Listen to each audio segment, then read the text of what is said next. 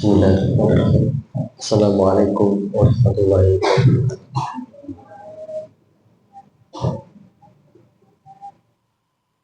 Alhamdulillahilladzi hadana li hadza wa ma kunna linahtadiya laula an hadana.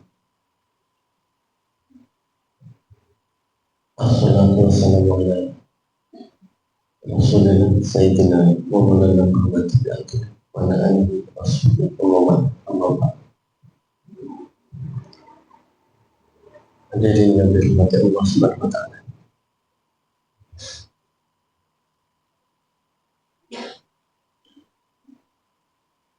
Belakangan ini ada yang ramai dibicarakan masyarakat terkait dengan seorang penceramah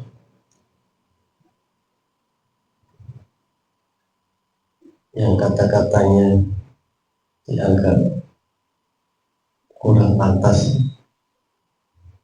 bagi seorang dakwah, seorang ustaz, seorang alim yang terkesan merendahkan seseorang.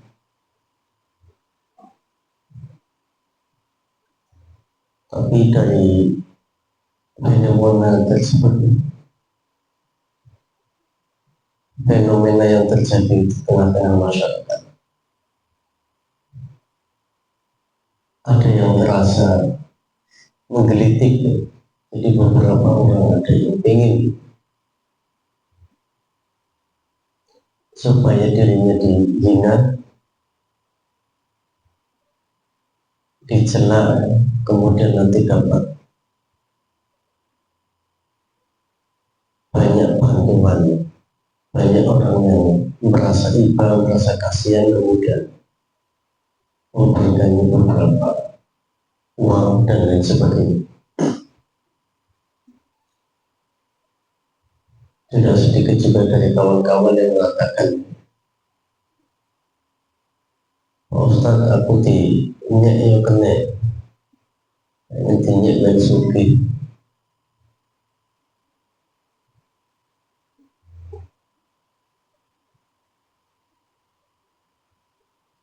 Jadi kita harus pandai menyikapi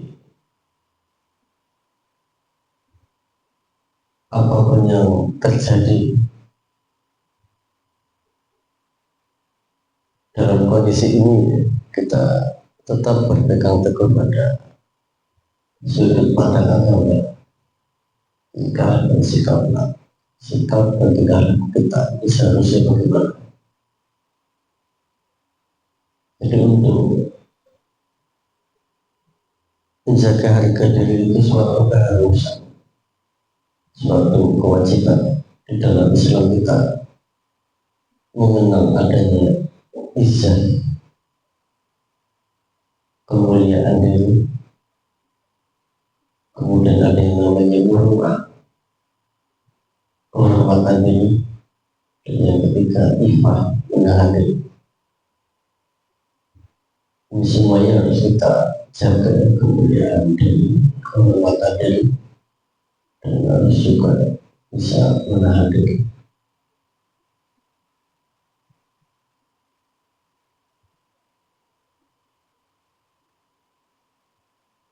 Jadi masalah kehormatan kita harus benar-benar menjaganya, jangan sampai kita terjerumus dalam kehinaan akhlak dan budi pekerti yang mulia harus kita senantiasa laksanakan. Kita hiasi diri dengan budi pekerti yang luhur dan meninggalkan hal-hal yang kotor, bisa merendahkan diri kita sendiri.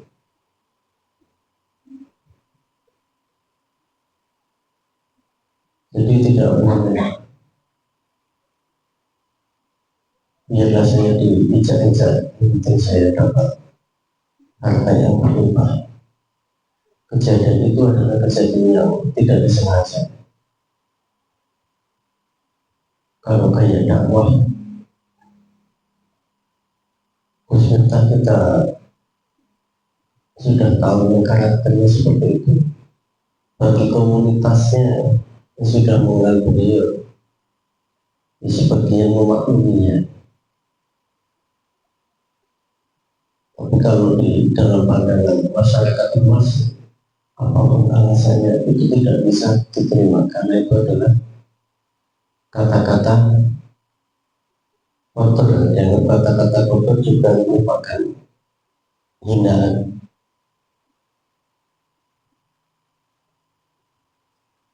Jadi memang banyak juga ya dari para penceramah yang dengan kata-kata kotor dan kata-kata kasarnya justru malah terkenal. Sebagian orang malah senang ketawa.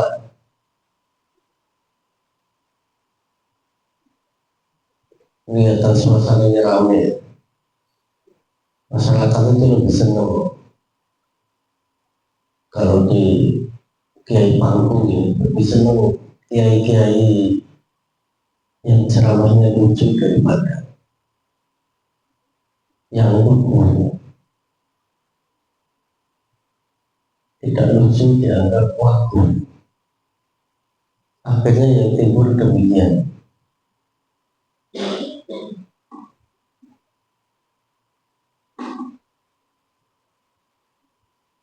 Yang kata-katanya saru, dikhawatirkan ini malah diidolakan.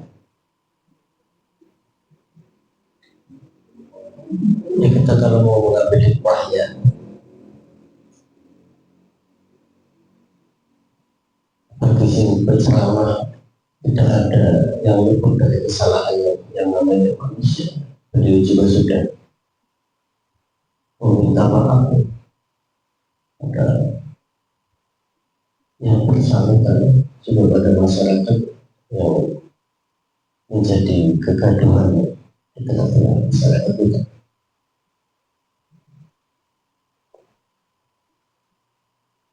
Jadi itu masalah harta benda, masalah datangnya berbagai macam berkah, itu tidak boleh dikait-kaitkan dengan gara-gara dihina dapat uang banyak. Itu perantaranya.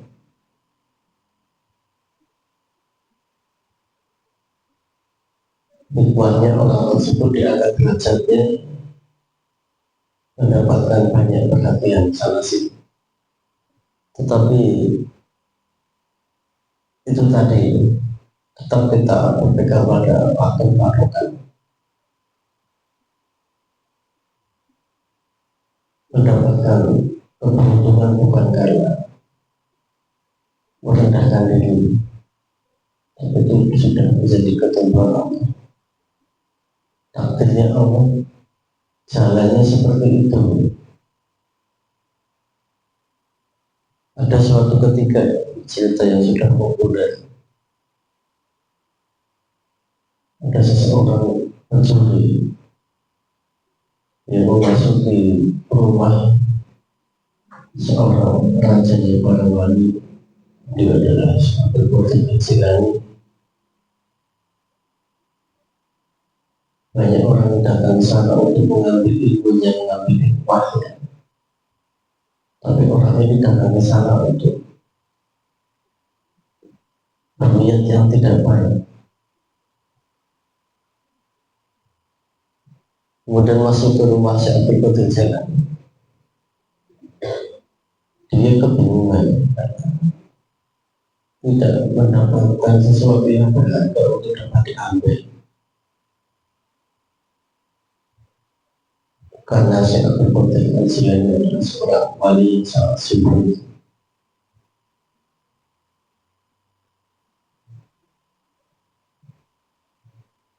Kemudian karena tidak ada yang bisa dimanfaatkan, hendak keluar rumah, tiba-tiba kedatangan seorang tamu. Ada yang weduk-weduk rumah si Abdul Qadir. Si maling ini bersembunyi di balik tirai. salam, masuk dua orang wanita di hotel, masuk, dan tujuan kedatangan mereka berdua adalah ingin meminta petunjuk pada saat berhotel siapakah kira-kira pengganti wali yang akan meninggal dunia sudah sakaratul maut.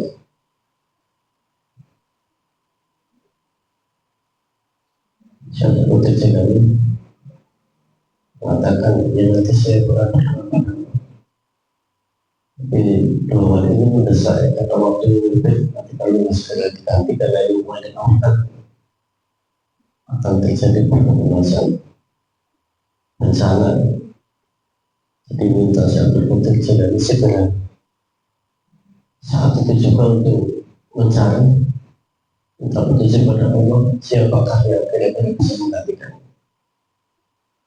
Saat berikutnya jalan kemudian nggak berpikir panjang langsung mengatakan itu saja orang yang dibalik diri semuanya ini lagi ketakutan dan menggigil. Ternyata disuruh keluar. Saat berikutnya jalan terlihat sudah mengetahui. Akhirnya maling waktu baru kayak maling Insya Allah Qadil Ajilan yang diangkat jadi seorang. Tapi kali ini tidak bisa oleh jangan jadi wali atau jadi maling. Orang jadi wali malah dikepuki. Ya seperti tadi kisahnya, saya ingin dihina orang, dinyek dari suki, yang ada nanti kalau jadi tujuan, ya sakit hati saja tidak mendapatkan apa-apa.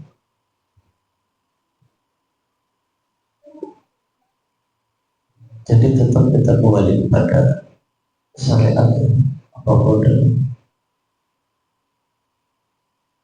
perbuatan pindah kita.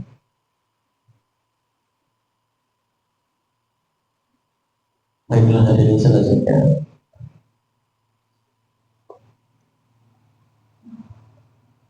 akan kami sampaikan beberapa hal masih kaitannya dengan masalah matilatul tentang keutamaan.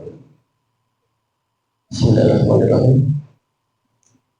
Wa qala sallallahu alaihi wasallam yuzanu yawmal qiyamati minal ulama'i minal syuhada. Jadi nanti pada hari kiamat tintanya para ulama dengan darahnya para syuhada. Tintanya ulama yang digunakan untuk menulis kitab, menyusun kitab, menuliskan tentang ilmu pengetahuan. Ini nanti akan ditimbang dengan darahnya para syuhada. Para santri yang menulis, memaknai, nanti juga akan ditimbang amal perbuatannya, tintanya.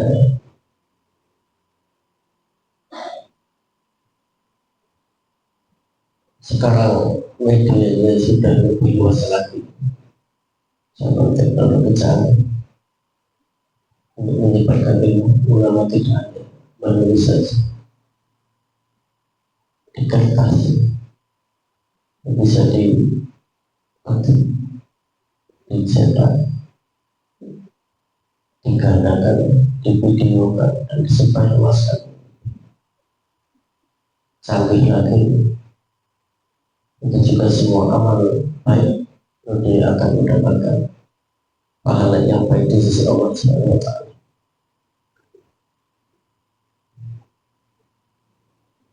Dengan catatan tentunya semua dilandasi keikhlasan. Seorang ulama harus jadi orang lain ikhlas. Sudah punya ikhlas. Nanti kita bahas di juz 3 atau juz 3 ya. Ada seorang yang dibunuh di jalan Allah. Saya ikut zaman perang, saya perang itu dengan seperti para mujahid yang membela Palestina. Dan banyak perguguran, banyak mati syahid. Kalau niat dasar mata-mata nilai ta'ala, nilai kalimatillah untuk menegakkan kalimat Allah, maka ia akan mendapatkan syahid yang sejati. Tetapi kalau niatnya ada yang selain dari Allah, maka amalnya akan sia-sia. Di akhirat nanti akan dikatakan, ya Allah akan mengatakan kepada kita, engkau berbohong, engkau dibunuh di medan perang, tidak menjadi syahid, tapi engkau dibunuh supaya dikatakan seperti orang yang berani. Karena manusia ia mendapatkan ujian perhatian manusia, jadi syahidnya tidak diterima. Demikian juga yang ahli sodako, yang niatnya tidak ikhlas, dikatakan ketika sodako itu berbohong di masyarakat bersedekah supaya dikatakan sebagai orang yang dermawan, orang yang mulia. Ini sodako itu tidak ada manfaatnya. Jadi kalau tolak ukur orang-orang ini, orang yang sedekah pasti ini ahli surga, mati syahid, pasti husnul khotimah. Pandangan Allah tidak seperti itu.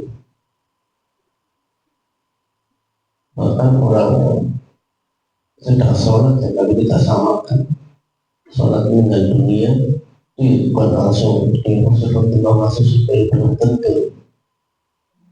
Tinggal ketika dia sedang sholat, niatnya ikhlas apa tidak, lillahi ta'ala, tidak,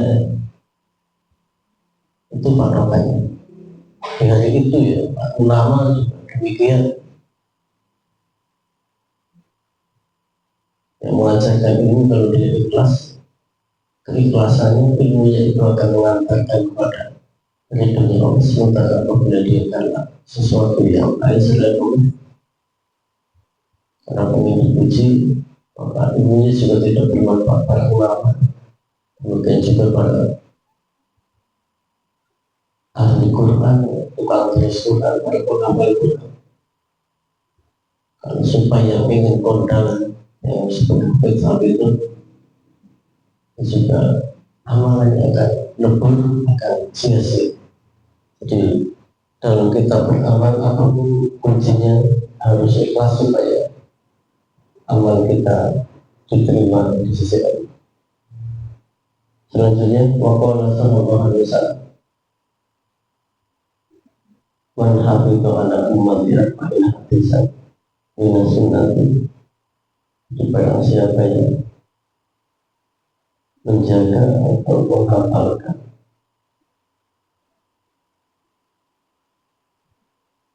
kepada umatku sebanyak 40 hadis min sunnati, al-qayyu'adiyah, kemudian orang tersebut menyampaikannya hadis tersebut kepada umat, maka kuntu lahu syahidan wa syahidan yaumil,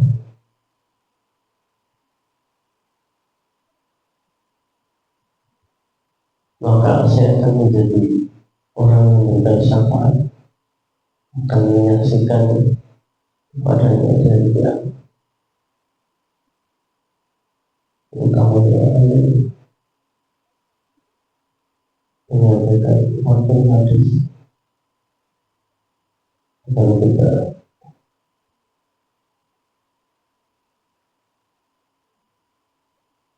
tidak apa dengan kepala sekarang sudah ada kita ada kepala sekarang yang disini apapun tak menyampaikannya, mengajarkannya pada orang lain.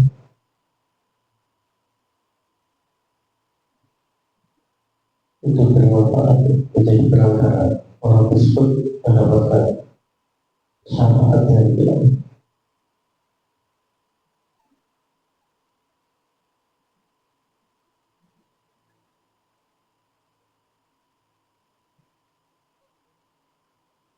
Selanjutnya Allah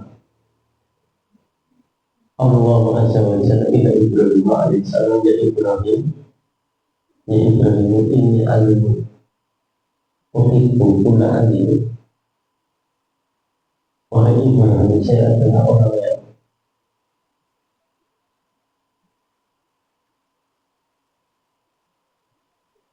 Allah dahulu, saya adalah zat yang alim, yang mengetahui, dan saya cinta pada setiap orang yang alim.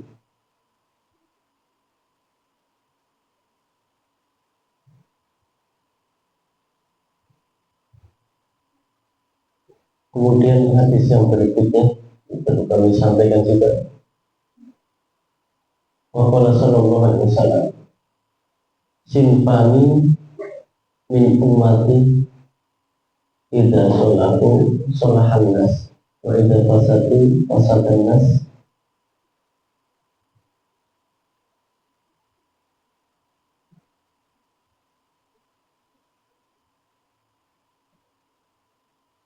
Rupanya al-umara al-fuqara. Jadi simpan dua golongan min ummati dari umatku. Apabila mereka bagus atau mereka baik, maka manusia akan baik. Tetapi apabila ia rusak, maka masyarakat juga akan rusak. Siapakah mereka berdua?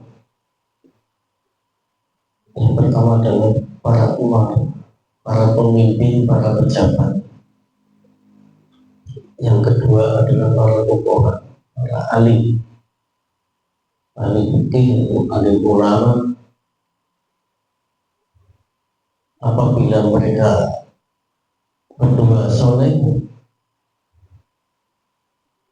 yang alim mengajarkan ilmunya, memberikan fatwa, halal katakan halal, yang haram katakan haram, yang tidak akan damai tentram masyarakatnya. Demikian juga pejabatnya, menjadi pejabat yang adil, tidak berat sebelah, tidak pandang bulu, menjaga amanah, tidak memperkaya diri sendiri. Semuanya fokus menjadi prioritas adalah kemaslahatan, kemanfaatan untuk umat. Maka masyarakat ini nanti akan ayam tentu damai makmur, menjadi baldatun thayyibatun para berkorban. Tetapi jika dua golongan ini rusak, maka semuanya akan menjadi rusak. Maka pejabatnya korupsi, tidak adil, melakukan kejahatan karena punya uang. Kebenaran bisa dibeli dengan uang. Ini nanti akan merusak, timbul pergesekan. Masyarakat banyak yang merasa tidak tentram hidupnya. Demikian juga kalau para ulamanya, banyak yang mendekati para pejabat, ya semata-mata untuk minta duniawi, memberikan fatwa yang tidak benar karena kepentingannya, supaya mendapatkan ridho dari pejabat dari ulama ini. Misalnya fatwa yang haram dihalalkan, supaya mendapatkan bantuan dari pejabat dan pimpinan dan bupati misalkan ini nanti yang bermasalah masyarakatnya umatnya akan rusak semua. Jadi kunci di masyarakat akan aman sentosa. Karena kita mendapati para pimpinan kita pimpinan yang bijaksana, demikian juga ulama-ulamanya yang warak, yang bisa menjaga diri.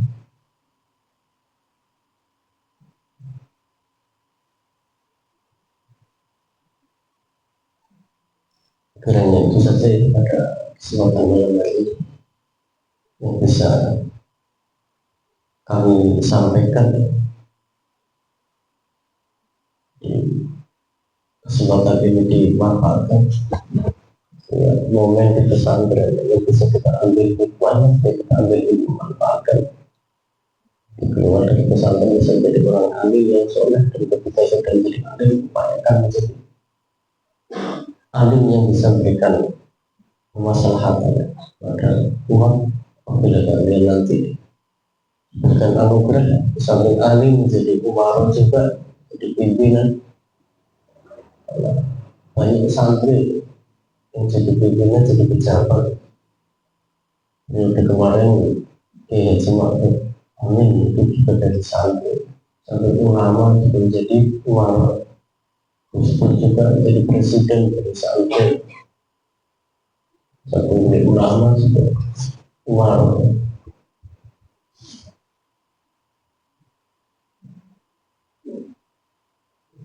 Sebelum saya tutup, ini ada tambahan satu lagi. Fatul alim al-abidi kafatli ala adna rajulil asad. Demikian Nabi, keutamaan orang alim atas ahli ibadah abid itu seperti keutamaanku atas serendah-rendahnya sahabatku. Itu keutamaan orang alim. Kanjeng Nabi menggambarkan usul orang alim itu ibarat keutamaan saya kata Kanjeng Nabi dengan sahabat yang paling bawah, derajatnya paling rendah.